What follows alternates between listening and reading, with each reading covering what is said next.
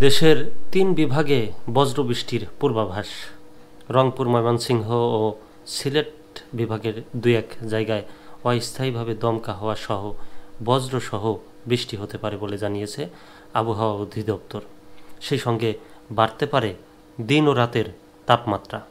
মঙ্গলবার ১১ মার্চ আবহাওয়াবিদ আফরোজা সুলতানা স্বাক্ষরিত ৭২ ঘন্টার পূর্বাভাসে তথ্য জানানো হয়।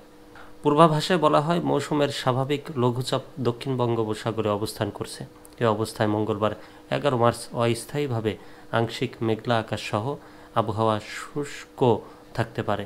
সারা দেশে দিন এবং রাতের তাপমাত্রা প্রায় অপরিবর্তিত থাকতে পারে।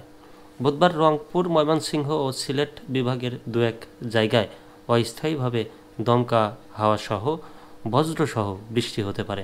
এছাড়া দেশের অন্যত্র অস্থায়ীভাবে আংশিক মেঘলা আকাশ সহ আবহাওয়া শুষ্ক থাকতে পারে। সারা দেশে দিনের তাপমাত্রা সামান্য বৃদ্ধি পেতে পারে এবং রাতের তাপমাত্রা ১ থেকে ২ ডিগ্রি বৃদ্ধি পেতে পারে। বৃহস্পতিবার কুমিল্লা অঞ্চল সহ রংপুর, ময়মনসিংহ ও সিলেট বিভাগের ২-১ জায়গায় অস্থায়ীভাবে দমকা হাওয়া সহ বজ্রসহ বৃষ্টি হতে পারে। এছাড়া দেশের অন্যত্র অস্থায়ীভাবে আংশিক মেঘলা আকাশ সহ আবহাওয়া শুষ্ক থাকতে পারে।